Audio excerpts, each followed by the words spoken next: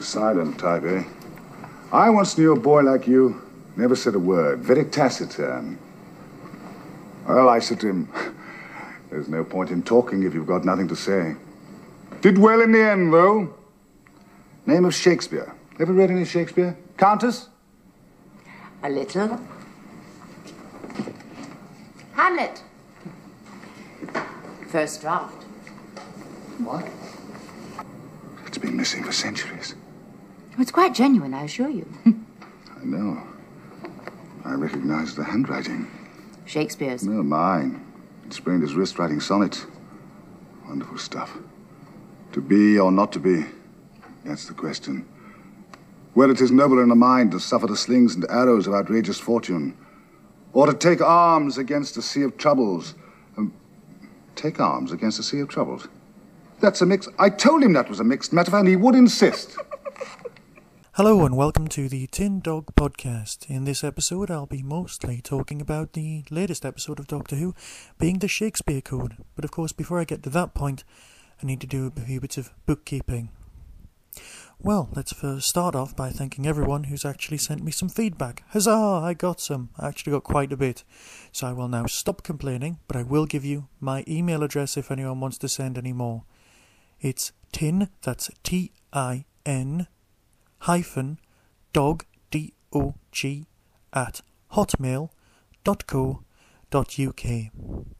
Oh, I'd also like to thank the person who sent me a script for Doctor Who. It's very nice, but I haven't opened it because I like to think of myself as a bit of a writer, and I know there's a whole exciting world of breach of copyright. So I'm sorry, but that file was instantly deleted because I don't ever want to run the risk of writing a Doctor Who story and having someone come up to me at a convention and going, you know, I sent you a text file or something like that. So thank you very much for sending me that, but I am not going to be reading it for reasons which I've just gone into. Right. The episode this week, well, the Shakespeare Code, obvious references to a certain, book by Mr. Brown in the title, but not actually in the story itself. Mind you, though, there is a whole code thing going on with City of Death, but let's not go there just yet. Let's look at the story. Now, story-wise, you've got quite a nice little linear narrative. You've got episode 2 of a new season. The way it's filmed, always looking good in the second episode. But let's deal with the plot first. Plot-wise, you've got the new companion, Martha, and her apparent only trip out. Well, you know that's not going to happen. But anyway, they land in Elizabethan England in 1599. Now, it's very important that this is the year before Hamlet's written, which means the City of Death reference that you've just heard at the beginning of this programme, where the Fourth Doctor says he worked with Shakespeare writing Hamlet, can still work on the canonicity front. I'm not completely sure about the canonicity of the other Shakespeare references, things like and the Big Finish story, Kingmaker, which I heartily recommend, and I will review at some point. Oh, on the subject of which, I know I'll be rambling, I know I'm staying off the beaten track, but I will be reviewing various stories, and some of my favourites, in depth, once this series is finished. I'll also be looking in much more depth at some of the Doctor's times, the previous Doctors, overviews and themes, if I can find any, and a lot of other things. But anyway, this week we're definitely talking about the Shakespeare Code. Is it a good story? I would say so. Obviously, there's some little moments where you suddenly go, oh, really? Are you sure?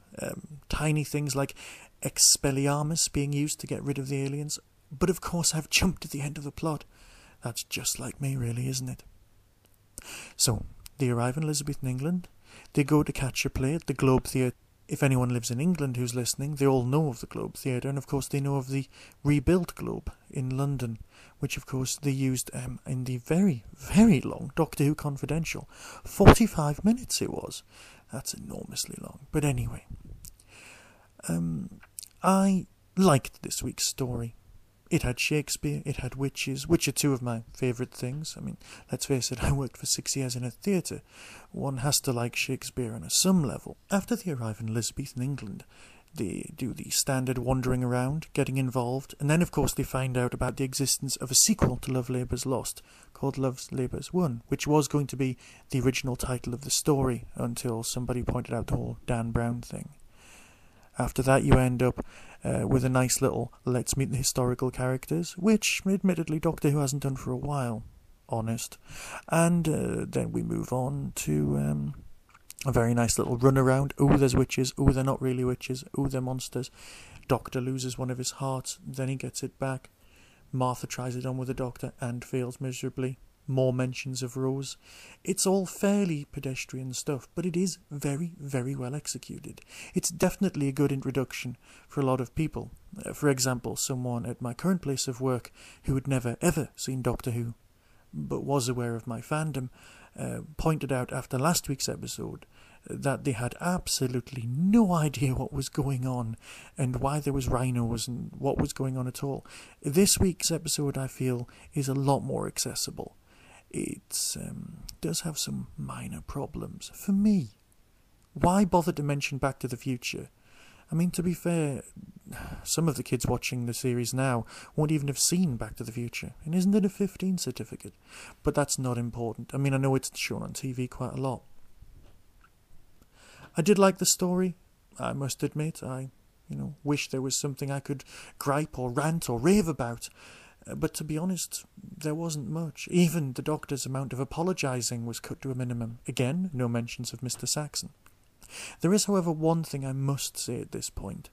Because I'm recording this in the week before episode 3.3 airs, I must point out to everyone that 3.3 might not actually air this Saturday at all.